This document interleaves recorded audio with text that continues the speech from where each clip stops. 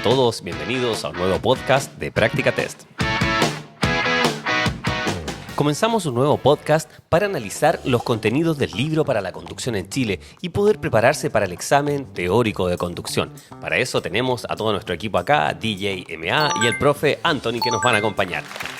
Así que comenzamos a analizar subtemas. Muchas veces nos enfocábamos en el capítulo completo y tratábamos de resumirlo, lo cual está muy bien también, pero ahora queremos profundizar un poquito más. Entonces, profe, vamos a ir al capítulo 2 del libro y vamos a entrar derechamente en, y aquí lo tenemos, mira, nos vamos a ir atrás, acá volvemos.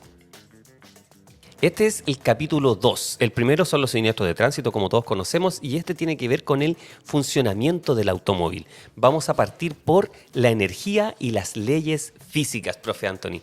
Cuéntanos de qué se trata esta parte del libro que creo que es una de las que puede complicar a la mayoría, ¿cierto? Claro, sí, mucha gente se complica con este tema. Siempre me dicen, no, el capítulo 2 a mí se me hace difícil porque obviamente tenemos el funcionamiento del vehículo y los elementos del vehículo, todo lo que son los sistemas, los principales sistemas, y esta otra parte que es las energías y las leyes físicas. Y las leyes físicas. Nosotros como usuarios del vehículo, o sea, al circular en un vehículo estamos obviamente expuestos a las leyes físicas y a sus consecuencias. Ya, o sea, tenemos que más o menos tener claras cuáles son las leyes físicas a las que nos vamos a enfrentar al conducir un vehículo. Claro, uno podría hacer una comparación, yo lo pensaría así. Cuando uno maneja un vehículo, tal vez es difícil que nuestro cerebro ya nos haga conscientes de la gran cantidad de energía que nosotros estamos controlando, ¿cierto? Claro. Y cómo evitar perder el control de ella, ¿cierto? Porque nosotros movemos una masa, que es el auto, que puede pesar hasta más de 1 tonelada o mucho más, y a altas velocidades en algunos momentos. Entonces, eso es súper complicado. Sí. ¿Ya? Y yo creo que nunca terminamos de comprenderlo. Pero sí es importante estudiar todo esto para hacer ese gancho, ese enganche entre lo que ocurre en la realidad y el por qué. Porque nuestro cerebro nos dice, ¿por qué me tengo que aprender esto? ¿Me hará esto mejor conductor? La respuesta automáticamente, si fuera cerrada, es no necesariamente, ¿cierto? Puede que no me haga buen conductor, pero si yo soy más consciente de la sumatoria de todos estos conocimientos, puede hacer que realmente tome mejores decisiones. Claro. ¿Cierto? Uno a veces piensa que buen conductor es saber estacionarse bien en reversa, ponte tú, en el supermercado. Y hay muchas personas que se estacionan así, pero no siempre toman buenas decisiones. Bien, entonces, aquí no todo está escrito, no todo está escrito en piedra en la conducción. Así que para eso vamos a empezar a indagar en estos conceptos y en estos temas que después les pueden preguntar en el examen teórico. Vamos primero, profe, con la famosa inercia. ¿Qué es la inercia? ¿Qué me debo aprender? ¿Cómo me lo podrían preguntar en el examen? Claro. La inercia, por ejemplo, es Tienes que saber que un elemento, un objeto, Ajá. una persona, lo que sea, algo que se mantiene en movimiento, ¿Ya? tiende a seguir en movimiento. Ya, eso es lo primero. Así como algo que está quieto tiende a quedarse quieto, ¿cierto? Si yo, por ejemplo, algo que está quieto, yo lo muevo, va a tender a quedarse quieto. Si esto va en movimiento, siempre tiende a seguir en movimiento, a pesar de que uno intente frenarlo. Obviamente, o deje de generar fuerza en este objeto, en este caso, va a continuar en movimiento. Así pasa, obviamente, con los vehículos. Y esa tendencia es hacia una línea recta, ¿cierto? Claro, es una línea recta. Eso no tienen que aprendérselo para el examen. Creo que los profes de física le dicen el MUR, movimiento único rectilíneo. Claro, de eso más o menos hablan. Entonces la inercia está presente cuando yo ya tengo el vehículo en movimiento, ¿cierto? Claro. Sí. ¿Ya? Y el ejemplo este de la bicicleta que choca con un auto estacionado, imaginemos que no es grave, ¿ya? Es porque ahí mi cuerpo trataría de continuar recto. Mi cuerpo va en movimiento. ¿Ya? Quizás la bicicleta va a ser la que va a chocar, en ¿Sí? este caso con algo sólido, no va a poder continuar la trayectoria, pero mi cuerpo quizás sí. Y teóricamente, lo más lógico, yo pasaría por arriba del capot del auto, ¿cierto? Claro, o sea, si no choco directamente mi cuerpo contra el vehículo, pasaría, o no sé, si choco con una piedra, con un muro, un murito, algo que me detenga solamente la bicicleta, mi cuerpo va a tratar de continuar recto, va a continuar el movimiento. Por un lado saco este tema de continuar recto y por otro lado de tomar conciencia de que ni una bicicleta ni un auto son capaces de detenerse en seco cuando yo lo piense. Claro. ¿Cierto? Exacto. Eso es imposible. Ni siquiera uno, o sea, no sé si alguien ha hecho el ejercicio de tirarse caminando o corriendo, de repente corriendo por debajo de cerro abajo. Cerro abajo, sí, sí, Personas sí. que de repente subimos un cerro, pero después cuando lo vamos bajando y subimos un poquito la velocidad, cuando Como vamos trotando bajando, en bajada. cuesta un poco detenerse, o sea, Muy difícil, y eso sí. que vamos sin peso. hagan el ejercicio con una mochila pesada, les va a costar mucho Muchísimo. más detenerse. Imagínense un vehículo, obviamente, que pesa, no sé, 15 veces, 20 veces lo que pesamos nosotros. Perfecto, profe. Y ahora respecto a la gravedad, esto tiene relación con lo que tú estabas diciendo. Exacto. O sea, aquí se mezclan todo, la inercia, gravedad, fuerza centrífuga, todas tienen una relación. Pero ¿cómo puedo entender la gravedad respecto a la conducción y qué debo hacer cuando ya saco la licencia, ¿cierto? Claro, o sea, tenemos que tener cuenta la gravedad. Obviamente no va a ser lo mismo frenar un vehículo cuando yo voy cuesta arriba, o sea, en Ajá. una pendiente ascendente. No va a ser igual que frenar un vehículo cuando voy bajando en una pendiente descendente, por ejemplo. Cuando voy cuesta arriba en un vehículo, ¿cierto? La naturaleza tiene esta fuerza de gravedad que tiende a tirar el vehículo hacia atrás, hacia abajo. Exacto. ¿Cierto? Entonces al vehículo le cuesta subir. Le cuesta O sea, subir. yo en subida voy a gastar más combustible, ¿cierto? Exacto. Es probable que tenga que revolucionar más el vehículo, que tenga que hacer más fuerza, que es como lo que nos pasa cuando subimos un cerro nosotros. Exacto. En subida a mayor pendiente, más nos va a costar subir, más desgaste energético, más voy a sudar. Lo mismo con un auto. Claro. Más combustible va a gastar, más fuerza va a necesitar hacer, ¿cierto? Exacto. Y al momento Subida. de frenar, por ejemplo, si voy en una subida, en una pendiente muy, muy pronunciada, muchas veces con el hecho de dejar de acelerar, el vehículo se va a ir frenando inmediatamente. Perfecto. O sea, no va a ser ni siquiera ser necesario usar tanto los frenos. Lo contrario cuando voy en una pendiente descendente. Claro. Que es con lo que tú decías, cuando bajo corriendo el cerro. Ahí va a ser muy difícil frenar. Muy difícil, claro. Y ahí hay Sobre que todo controlar si la velocidad. Hay que ir controlando la velocidad, por ejemplo, ahí tenemos que llevar siempre el vehículo enganchado, como le llamamos nosotros Ya. los conductores. ¿cierto? Enganchado es con un... En Chile le decimos cambio a las marchas, ¿cierto? Claro. Con una marcha puesta.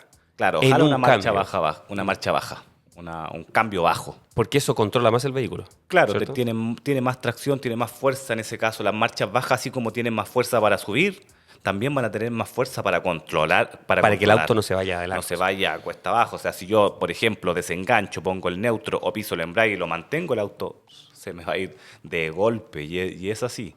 Profe, ¿y qué pasa si yo tengo que estacionar en una pendiente, en una inclinación, ¿cierto? Una vía inclinada, mirando hacia arriba o mirando hacia abajo? Hay muchos lugares de Chile, hermosos por supuesto, donde en pleno centro o en las zonas residenciales hay cerros, está en medio de cuestas, de subidas y bajadas, etcétera, etcétera. Y muchas de las personas que no vivamos en esos lugares, cuando tenemos que estacionarnos ahí, es un gran desafío. A quienes viven en esos lugares ya es casi parte de su cultura, ¿cierto? Claro. Saben conducir así y los que viven ahí, que van a sacar la licencia, lo están aprendiendo, lo desarrollan hasta más rápido, diría yo. Entonces, ¿qué debo hacer? Porque esto se puede preguntar en el examen teórico, por eso es importante conversarlo. ¿Qué debo hacer al estacionar un vehículo, ya, en una pendiente ascendente y en una descendente? ¿Qué cosa especial hay que hacer, a diferencia de un terreno plano? Claro, como dices bien tú, es una pregunta muy común de examen, ya que aparece en el libro esto, bien ahí en un lugar bien demarcado. Nosotros tenemos que obviamente resguardarnos cuando dejamos el vehículo en una pendiente, ya sea ascendente o descendente, ¿cierto? Tenemos que dejar el vehículo siempre con una marcha puesta, el freno de mano activado y también tenemos que dejar las ruedas giradas hacia un lugar. Por ejemplo, si yo estoy de bajada, mirando hacia abajo con el auto, tengo que dejar las ruedas giradas hacia la solera o cuneta. Ya, si es que Ya. estoy mirando hacia abajo. Sí, estoy mirando Ya. hacia abajo. El vehículo queda inclinado, ya. Hacia abajo en una pendiente descendente. ¿Por qué con la rueda hacia la solera o la cuneta? En caso de que el freno de estacionamiento fallara, por ejemplo, y el vehículo comenzase a rodar, estas ruedas que están giradas directamente hacia la cuneta van a chocar contra la cuneta inmediatamente, lo que frenaría el vehículo. Llevarían el Impediría- vehículo hacia el costado más seguro, ¿cierto? Claro, exacto. Y eso también puede ocurrir en lugares de Chile donde en la mañana amanece escarchado o literalmente con hielo en la calzada y los vehículos se empiezan a desplazar. Claro, ¿cierto? con Eso ocurre. hielo extremo, frío extremo puede pasar eso. O sea, en lugares ya bien australes de acá pasa. Pasa, ocurre. Y además, profe, ¿hay que dejarlo en una marcha en específico? Claro, ideal es dejarlo en una marcha. Se dice que si estás, por ejemplo, de bajada, ¿Ya? el vehículo mirando hacia abajo, hay que dejarlo en reversa. Lo contrario de la Claro, a dirección. contramarcha, si estás en subida, o sea, en una pendiente ascendente, mirando hacia arriba con el auto, tienes que dejarlo en primera. Perfecto. ¿Y los neumáticos cómo tienen que estar si yo estoy mirando hacia arriba? Si yo estoy en una pendiente ¿Ascendente? ascendente, o sea, mirando hacia arriba, deberían quedar los neumáticos mirando hacia el centro de la calle, hacia la calzada. Imaginando que si se cae hacia atrás el vehículo también, por los Ok. mismos casos se iría también hacia el mismo lugar que es la cuneta o la solera. Exacto. ¿Cierto? Solo cambia esta dirección dependiendo si estoy en una pendiente del punto de vista ascendente o el punto de vista descendente. Claro. Perfecto. Todo eso que hemos conversado ahora lo estamos haciendo de esta forma porque es importante comprenderlo, lo pueden preguntar en el examen. Hay preguntas relacionadas con esto. Ahora, profe, vamos a ir a este otro tema que también le complica a muchos, que son estas famosas distancias que uno puede calcular.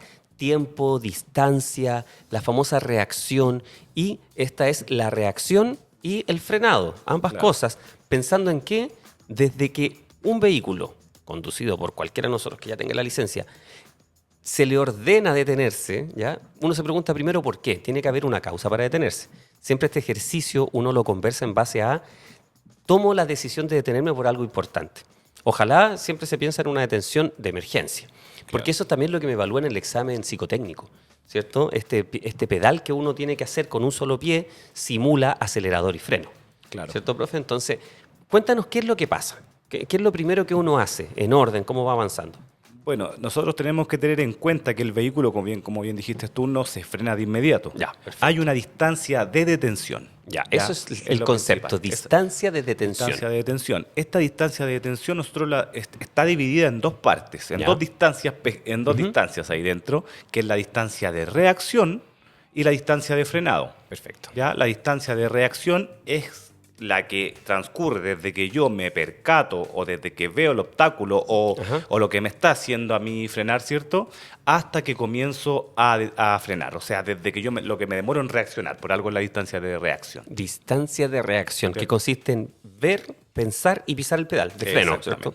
Al sí. sacarlo del acelerador, comienza ya a desacelerar el auto. Exactamente, ¿Cierto? lo que me demoro en reaccionar. ¿Cuánto uno se demora en promedio? Muy estandarizado, ¿cierto? Claro, ¿Cuál es el promedio? muy general se dice que el tiempo de reacción es de 1 segundo. En promedio los conductores. En Promedio de los conductores, claro. Un Ahora, segundo. puede ser menos de un segundo porque en el examen psicotécnico me piden menos de un segundo. Claro, o sea, los conductores experimentados tienen mejores tiempos, obviamente, que Ya. los conductores principiantes, porque no dudan mayormente, no dudan tanto como el conductor principiante, como que piensa, tengo que frenar, no, se demoran un tiempo más. O sea, volvemos a ese concepto que yo te decía al inicio de las buenas decisiones. Exacto. O sea, Tal vez un buen conductor es alguien que toma buenas decisiones. Claro, exacto. Entonces, decisiones rápidas y correctas también. Correctas. ¿Ya? Entonces, claro, tiene mejor tiempo, pero generalmente es de 1 segundo el tiempo de reacción de los conductores. Perfecto, profe. ¿Ya? Entonces, en la distancia de reacción, yo veo un problema, pienso, piso el pedal, esto puede pasar en un segundo, y eso es lo que va a determinar esta distancia de reacción. Ahí el Exacto. vehículo todavía no termina de detenerse. No, ahí ¿Ya? el vehículo en este caso recién va a comenzar a detenerse. O sea, en este tiempo, en esta distancia, el vehículo aún ni siquiera empieza a detenerse. Perfecto. Hagamos el ejercicio a 50 kilómetros por hora. ¿Ok? ¿Ya? Vamos a 50 kilómetros por hora. Para calcular esta distancia de reacción, ¿qué es lo primero que debo hacer? Bueno, para calcular la distancia de reacción yo debo tomar el primer dígito ¿Ya? hasta 99 kilómetros por hora. Yo tomo Perfecto. el primer dígito y lo multiplico por 3 El primer dígito de la velocidad. de la velocidad. Perfecto. De los Entonces, 150. Como era 50 kilómetros por hora, tomo el 5. El 5 ¿Ya? y Y- lo multiplicamos por 3. Que es un factor estandarizado. Aquí muchos se Exacto. preguntan, ¿pero por qué por 3? Está la explicación, lo tenemos en el artículo de práctica test, ¿ya? Y la pregunta dice, ¿por qué multiplicar por 3? Claro. ¿Ya? Pero no hay que complicarse con eso para el examen. A quien quiera indagar matemáticamente, lo invitamos al artículo, lo podemos compartir también. Entonces, 5 por 3 me va a dar un resultado lógico, ¿cierto, profe? Es 15. Claro. ¿Pero qué significa ese 15? Va a transcurrir, o sea, el vehículo va a avanzar 15 metros en ese segundo. 15 metros a 50 kilómetros A por hora. 50 kilómetros por hora. Que va a ir Si yo- desacelerando, ¿cierto? Si yo Esto- circulo a 50 kilómetros por hora, el vehículo va a avanzar o va a circular 15 metros en 15. un segundo. Eso ya es bueno para tomar conciencia de que cuando voy a 50, desde acá a 15 metros más recién va a estar marcada mi reacción, Sí. ¿cierto? Ya, perfecto. Eso es una cosa. Y ahora, profe, estos 15 metros, pensemos en la segunda parte de esta distancia para llegar a la distancia de tensión total, que es la distancia de frenado. Claro, la distancia ¿En frenada. qué consiste la distancia de frenado que viene después de la distancia de reacción? ¿En qué Claro, consiste? dijimos que la distancia general, acá la que estamos estudiando, la distancia de detención, que se divide en distancia de reacción y distancia de frenado. Espérate, hasta ahí cualquiera se podría enredar. ¿Ya? Ya, sí, No podría está en ser. el libro, pero Ya. yo le agrego solamente para un uso pedagógico la palabra total. Claro, Distancia de detención detención total. No está en el libro, pero ayuda porque así uno la diferencia de las otras dos. Claro. Entonces, que ahí de verdad las ruedas ya no giran más. De eso se trata, Exactamente, ¿cierto? que el vehículo ya se detiene por completo. Por completo. Entonces, ya, después tenemos la distancia de reacción Ajá.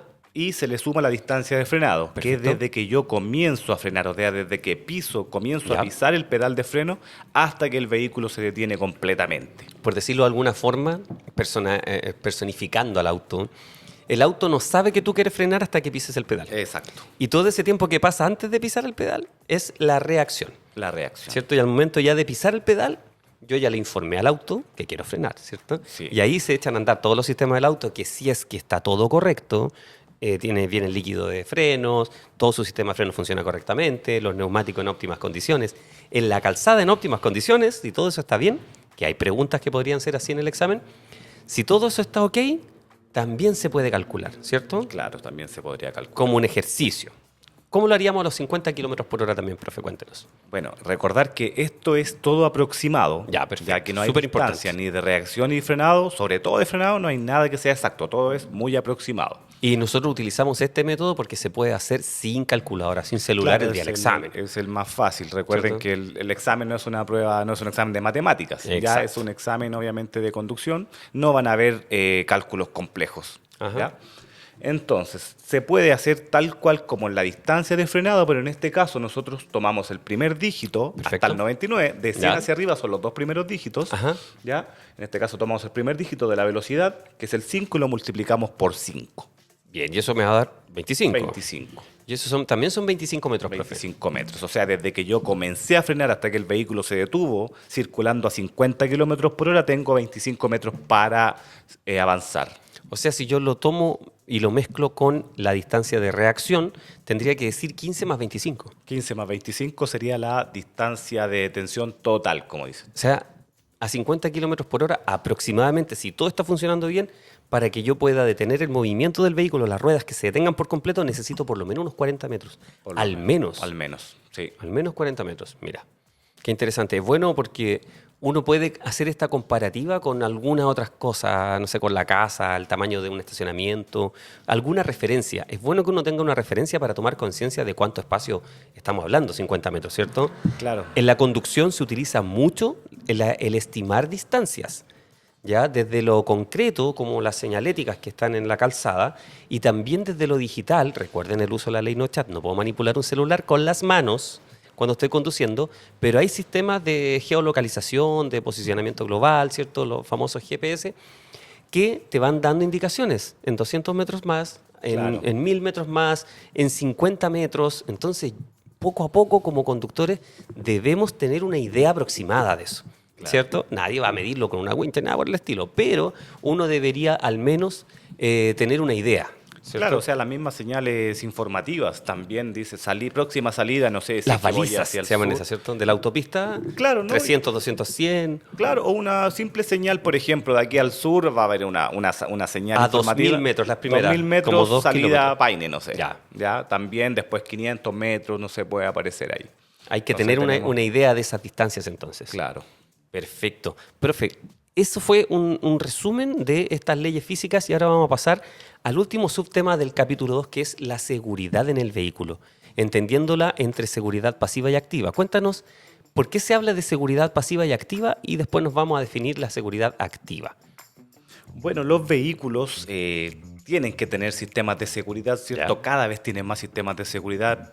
Los vehículos, no sé, los primeros vehículos que se inventaron no tenían seguridad, ¿cierto? El primer sistema de seguridad fue el freno. Perfecto. Se podría decir. Ya al principio los vehículos solamente tenían este tipo de sistemas, o sea, seguridad activa, Ajá. que es la seguridad obviamente que evita el siniestro, que me ayuda Ok. a mí a evitar un siniestro. Ya, ese es el sistema de seguridad activa. Perfecto. ¿Ya? Y- Esa es la activa. Sí, esos son los O elementos. primaria, dicen O en otros primaria países. también. O sea, los elementos de seguridad son estos, son todos los elementos que pueda tener el vehículo que van a ayudar a prevenir un siniestro e incluso después del siniestro ocurrido también podrían ayudarme. Ejemplos de seguridad activa, profe, cuéntenos. Bueno, el freno, ¿Ya? que te dije que era tiene que haber sido el Es la primer- seguridad activa estrella. Claro, o sea, el vehículo se construyó, yo creo que el primer sistema de seguridad fue el freno. Perfecto. Ya poder que me ayude a mí a bajar la velocidad o a detener el vehículo. Ujú. También las luces. Las Seguridad luces son un activa. sistema de seguridad y Es un activa, sistema ni de siquiera seguridad pasiva. activa. Claro, O activo. sea, las luces pueden evitar un choque. Exacto, porque las Derechamente. luces me van a ayudar a mí a ver mejor, obviamente, ¿cierto? A ver, a que me vean y a ver, o sea, a ver a ver y ser visible. Obviamente, yo utilizando correctamente las luces, puedo ver mucho mejor. Si cambio, por ejemplo, de un lugar, de una zona urbana a zona rural, puedo utilizar las luces altas Mira. que me van a permitir ver mucho más allá. Ya si están bien ajustadas, yo voy a tener una mucho mejor visión de que no tener las luces. Qué importante, profe, porque uno se pregunta por la seguridad activa y los frenos, claro, es como más firme, ¿cierto? Y las luces también son seguridad activa. O sea, utilizarlas bien es tan importante como saber usar el freno. Exactamente. ¿Cierto? Y hoy en día otro sistema de seguridad activa que es esencial son los neumáticos. También los Ya, con neumáticos, las seguridad velocidades que activa. desarrollan los vehículos, tener buenos neumáticos es esencial. Mira. Tener una buena adherencia para O poder sea, con frenar, buenos para la neumáticos dirección. se puede evitar un siniestro, con malos neumáticos se está en riesgo de siniestro. Exactamente. Ok, profe. Ya, ¿Qué más excelente. con la seguridad activa? Cuéntame. Tenemos la suspensión, la Ya. amortiguación, ¿cierto? Los distintos sistemas de freno ABS, por ejemplo, Perfecto. control de estabilidad, y todos estos sistemas que me van a ayudar a tener un mucho mejor control del auto y me ayudan también a no perder el control del vehículo. Todo esto va enfocado en la seguridad activa, el mismo, Los espejos. los espejos son seguridad activa también. Activa también, mira. Todo esto sería seguridad activa. Entonces, ¿cuál es la seguridad pasiva, profe? La seguridad pasiva, como hablaba hace un rato, o sea, ya los vehículos más contemporáneos empezaron a tener seguridad pasiva. ¿Te acuerdas cuando nosotros éramos chicos, el cinturón de seguridad poco se utilizaba? Recién empezaron Exactamente. como a introducirlo. Recuerdo que No, y creo que hay países que donde todavía no es obligatorio. claro, y al principio el cinturón de seguridad era distinto, era de 2 puntas, iba acá Exacto. abajo nomás. Literalmente como un cinturón, como los aviones, ¿no? Exactamente. Ahora son cinturones de 3 puntas, ¿cierto?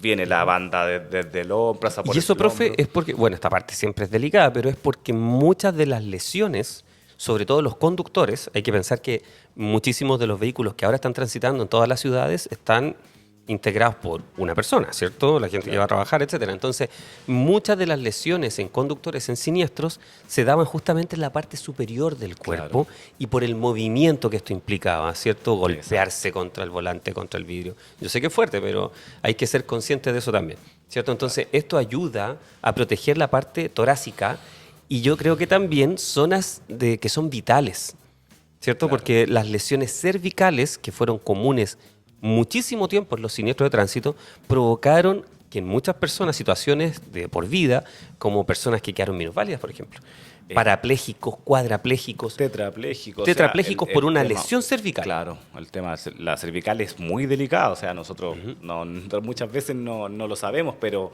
el mismo apoyacabezas, que es parte también, es un sistema de seguridad pasiva, es súper importante. Espérate, ¿Ya? y esto funciona todo en complemento, ¿cierto? Lo vamos a ver en el siguiente paso, pero tener bien ajustado el cinturón y que esté en buen estado, utilizar a una buena altura el apoyacabezas y mi vehículo con airbag, las tres cosas juntas hacen que yo esté en una mejor zona de seguridad, ¿cierto? Claro, es un complemento, ninguno reemplaza al otro. Ya, ninguno reemplaza al otro, perfecto. Ya. Sigamos con ejemplo de seguridad pasiva y después vamos a esto del cinturón con airbag, los dos Bueno, juntos. los que nombramos recién, por ejemplo, el cinturón de seguridad, que ¿Ya? debe ser el sistema de seguridad pasiva más Pasiva. antiguo, el apoyacabezas, Ya. tenemos el airbag, Perfecto. ya los vidrios, si tú sabes, no sé, has visto un vidrio roto No del se quiebran auto, con un vidrio de la casa, en no el se fondo. astillan, no quedan con Perfecto. puntas, se desintegran, ya esos son vidrios Quedan en de puros seguridad cuadritos, chicos. también. No sé, la carrocería deformable. También. Ya la carrocería mira. autodeformable, por ejemplo, ustedes saben que la carrocería es más dura, entre más cerca del habitáculo es más dura, más rígida, Ajá. y en las puntas el vehículo es más blando para que se vaya deformando de manera progresiva. Por eso en esas pruebas que hacen con estos muñecos que se llaman crash test dummies, ¿cierto? Esas pruebas que hacen se preocupan de ver cuánto afecta a estos muñecos. Claro. ¿Cierto? Porque a veces hay personas, yo sé que hay personas más antiguas que tienen mucha experiencia, pero algunos dicen, mira, los autos de ahora se desarman solos cuando ven un auto ya chocado. Claro. Y lo importante al ver un auto chocado es preguntarse, ¿sobrevivieron las personas? Exacto. ¿Con qué daño quedaron? ¿Cierto? Entonces, lo más importante es el habitáculo, que es donde vamos nosotros. Claro. ¿Cierto? Lo otro que hay afuera no es que no sea importante, pero aquí lo principal son la vida de las personas, ¿cierto? Exactamente, sí, pues los vehículos antiguos, por ejemplo, o no sé, hace 50 años atrás eran mucho más rígidos. Y no se deformaban tanto, No pero se la gente deformaban. moría adentro. Claro, el ¿Cierto? impacto al final lo recibía mayormente la persona. Exacto. Hay algo súper que muchas personas ni siquiera saben que existe, pero por ejemplo la columna de dirección, Ajá. ese era un fierro que va desde el volante Recto. hacia la dirección, hacia Ajá. la barra de dirección, ¿cierto? Ese antiguamente era un fierro rígido. Ya, y eso ¿Ya? en un impacto presionaba a las personas, en el Hacia tórax sobre claro, todo, y asfixiaba, tiraba etcétera, el etcétera. volante hacia las personas, Claro. ahora es retráctil. O Entonces, sea, en un choque de alto impacto se rompen varias partes, como en varios codos, Exactamente. y no llega a apretar a una persona. no, claro, no, al final no mueve el volante, no me va a tirar el volante hacia mí. O ¿ya? sea, aquí están aplicadas todas estas mismas teorías que nosotros, como en Chile tenemos hartos sismos, ya pensamos en esta idea de las construcciones antisísmicas, ¿cierto? Que la idea no es que sean las paredes más gruesas, sino que un edificio, por ejemplo, tenga una tolerancia, pueda ser flexible, Claro. literalmente se pueda mover más en un sismo, ¿cierto? Exacto. Y eso puede evitar que hayan fisuras, fracturas, etcétera, más graves. Lo mismo en un vehículo. Exacto. Lo que tú decías, absorber esa energía, por eso sigue estando en el mismo capítulo, ¿cierto? Y evitar que llegue directo a los habitantes, o sea, los ocupantes del habitáculo del vehículo. Exacto. Perfecto, profe. Eso es la seguridad pasiva. Ahora sí tenemos airbag y cinturón de seguridad juntos. Hay una estadística que aprenderse que está en el libro. Cuéntanos de qué se trata. Bueno, se dice que el airbag y el cinturón de seguridad en conjunto reducen hasta 20% las probabilidades de sufrir lesiones mortales. Ajá. ¿Ya? Entonces, ¿por qué es importante utilizar los dos juntos? ¿Ya? ¿Cuál es la misión acá del cinturón de seguridad? Mantener el Retenerme, cuerpo, ¿cierto? ¿cierto? Retener mi cuerpo. Cercano al asiento, Al asiento. ¿cierto? Y evitar estos golpes que decíamos que antes ocurrían cuando el cinturón era de dos puntas nomás. Claro. ¿Cierto? O sin cinturón también. O sin cinturón, claro. Entonces, más o menos eso, protegiendo sobre todo yo creo que el tronco, Claro. como esa parte del cuerpo. Sí, ¿Ya? el tronco, la verdad, completo. O sea, si es que nosotros... Está también el efecto submarino, que vamos a hablar quizá más adelante. Si no, las piernas se van hacia abajo, también nos Ajá. podemos golpear las piernas, también Exacto. son importantes. Pero, claro, las partes más vitales, obviamente, son desde la cintura hacia arriba. Exacto. ¿Por qué es importante el uso de los dos? Dijimos, el cinturón que hace a mí me retiene contra el asiento. Sí. Evita que yo choque contra el volante o contra el parabrisas. Ajá. ¿Ya? Acá, si es que mi vehículo está equipado con airbag, ¿qué es el airbag? El airbag Bolsa de aire. es una bolsa de aire que se infla a 300 kilómetros por hora. O sea, Que algo- literalmente estalla en es un una momento un explosión. impacto fuerte, ¿cierto? Exactamente. ¿Qué pasa? Que yo al estar cerca del asiento, lejos del airbag en este caso, cuando el airbag llega hacia mí, lo que va a ser amortiguar el golpe. O sea, me va a Perfecto. proteger de los vidrios, de cualquier otra cosa. O sea que cuando se active un airbag, ya la activación del airbag sin cinturón de seguridad sería muy peligroso. Sería peligroso. Porque sí. literalmente el airbag me golpearía. Primero que nada, yo ¿Cierto? chocaría y de igual manera contra el volante. Ya, ¿Ya? perfecto. Igual nos iríamos a chocar contra el volante o Ajá. contra el parabrisas. Y después el airbag y más me encima el empujaría. airbag va a explotar encima mío. Encima tuyo. ¿Ya? Mm. Porque claro, directamente el airbag directamente o yo directamente encima del volante voy a sentir toda la explosión. En cambio, si yo estoy directamente en el asiento, cuando el airbag llegue va a llegar inflado ya. Exacto. Y ahí ya la velocidad es otra, es distinto. O sea, el golpe ya no va a ser fuerte. O sea, tienen que funcionar en complemento. En complemento, sí. Claro, porque ahora hay vehículos que tienen muchos airbags, no tan solo uno, el que estamos hablando del piloto, el conductor, ¿cierto? Ahora hay hartos airbags, hay airbag de cortina y todo. Entre más tenga, más caro el auto normalmente, ¿ya? Y ya no se piensa que es un lujo. Tristemente aquí antes se hablaba de que era lujo y tenía hasta un impuesto especial. Increíble, pero bueno. Entonces, con tanto airbag, podría haber personas que digan, no, mira, el auto que yo tengo es espectacular, así que no uso cinturón, total. Si llega a haber un impacto, voy a quedar aquí adentro tan cómodo como que estuviera en un colchón, ¿cierto? Claro. Pero no es así. No es así. Claro, y como dices tú, hoy en día hay vehículos que tienen airbags de cortina, o sea, me protegen de las ventanas, de los vidrios de las ventanas, de lo que sea. Profe, por eso también es tan importante en las clases prácticas, el día del examen y en general en mi vida de conductor, este tema de las comprobaciones previas, que yo creo que todos los que están preparando su examen ahora le preguntaran a los conductores de su entorno, en su familia, tal vez ninguno entiende qué es el concepto de comprobaciones previas. Claro. ¿Comprobaciones previas a qué? Sabemos que son previas a la conducción, ¿cierto? Es una etapa también del proceso de conducción, pero antes de encender el vehículo, tener el asiento bien ajustado, en altura, en distancia del volante, de los pedales, los espejos, ¿todo eso también contribuye a mi seguridad? Sí, obvio. En O caso, sea, por el cinturón, por el airbag, por todo. los espejos obviamente son esenciales en la conducción. Que son de seguridad activa, Obviamente imagínate. van a permitir a mí tener una mejor visión o sea, tener un campo visual mucho más amplio. Ajá. Ya todos tienen que usar el cinturón de seguridad. Por ejemplo, si yo llevo bien puesto mi cinturón de seguridad, pero la persona que va atrás mío en un choque, por ejemplo, en una frenada muy brusca, esa persona va a irse hacia adelante, puede chocar ella contra mí y un cabezazo que me dé, al final podemos quedar los dos lesionados. Mira. Es peligroso igual. Entonces, todos tienen que utilizar el cinturón de seguridad también en los asientos traseros. Estadísticamente no hay que aprendérselo para el examen, por eso no vamos a dar números, pero quien más lo usa son las personas conductoras, o sea, en Claro. eso estamos bien. El segundo personaje que más usa, después de las personas que conducen, son los copilotos. Claro. El que va atrás normalmente es estadísticamente de los que menos utilizan el cinturón de seguridad. ¿De quién es responsabilidad, profe? Del conductor. El conductor, en clase B, lo que En nosotros estamos vehículos aprendiendo, ¿cierto? particulares es el conductor. O sea, una persona que va atrás sin cinturón es mi responsabilidad si yo voy manejando. Exacto. Entonces, parte de este proceso, aparte de aprenderse el libro, toda esta teoría y las clases prácticas y todo, es también aprender un poco eso. El libro habla harto de actitud. Si yo no tengo esa actitud, tengo que desarrollarla. Claro. ¿Cierto? O sea, tengo que ser capaz, si tal vez soy muy tímido o algo por el estilo, tengo que ser capaz en el futuro de conductor o en mi propio auto de exigirle a quien se suba que cumpla las reglas, ¿cierto? Exacto. Porque la responsabilidad es mía.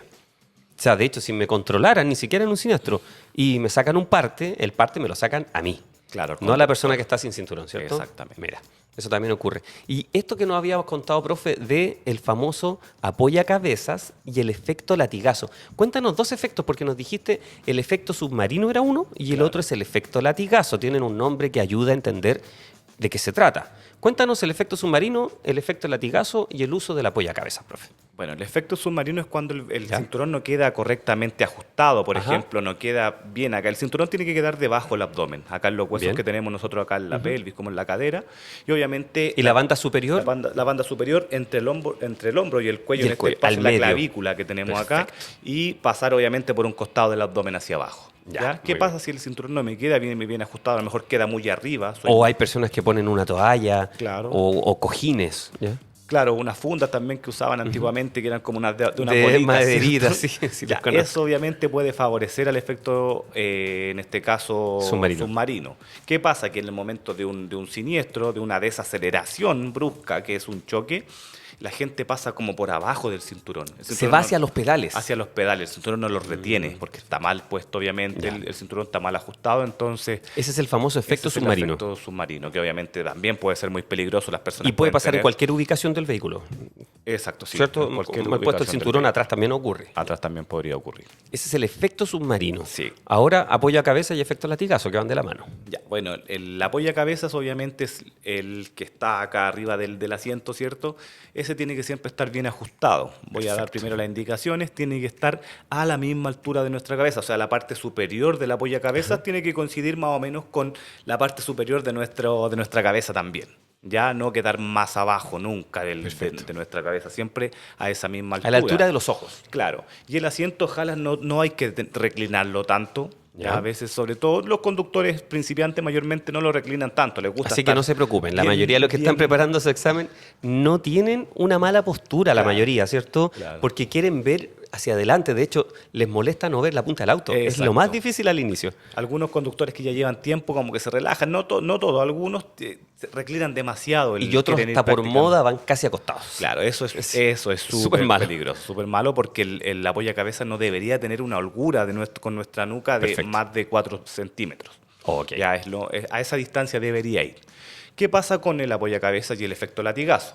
Cuando nosotros tenemos una desaceleración brusca, Ajá. ya, o aceleración brusca también, que sobre todo cuando hay un choque desde atrás, ya el cuerpo, obviamente la inercia y todo, tiende a ir hacia adelante, pero la cabeza hacia atrás, formando como una especie de S con nuestro cuerpo.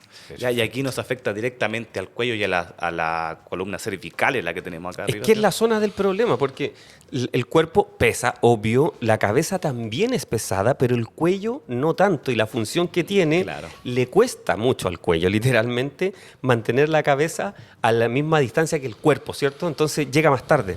De hecho, tristemente, hay casos famosos de conductores de deporte, ¿cierto?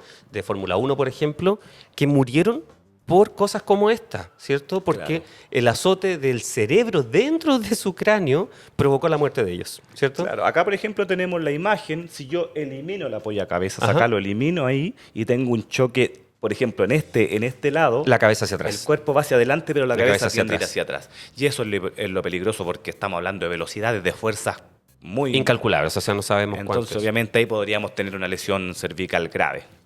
Perfecto, profe, se entiende. Y eso, qué bueno que dijiste algo de la velocidad, también aprovechar de decirlo. Cada cosa que uno va nombrando va enganchando con otro contenido del libro y que puede ser algo importante de comprender.